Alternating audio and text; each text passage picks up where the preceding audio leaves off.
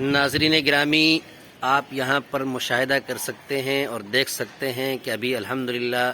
حیا گھٹ کے مسجد کے امام و خطیب مولانا صدام صاحب مظاہر دامت برکاتہم اور ہمارے ایک ساتھی جناب سید کریم خان اور میں خالد سیف اللہ قاسمی ابھی اس وقت کلکتہ کی سرزمین پر اور یہاں پر تاریخی مسجد جسے ہم اور آپ بلکہ پوری دنیا ناخدا مسجد کے نام سے جانتی ہے، یہاں پر ابھی ہم لوگ تشریف رکھتے ہیں اور دیکھ رہے ہیں الحمدللہ یہاں کی خوبصورتی، رنگ و رونق کو دیکھ کر اور یہاں کی نظارے کو دیکھ کر یقیناً اللہ تبارک و تعالیٰ کی قدرت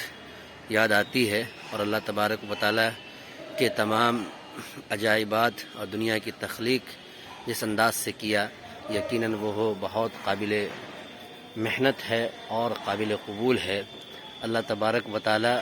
جس انداز سے ایک انسانوں نے اتنی خوبصورتی کو بنایا ہے، اللہ کی کاریگری بھی کتنی اچھی ہوگی، کس انداز سے جنت کو بنایا ہوگا۔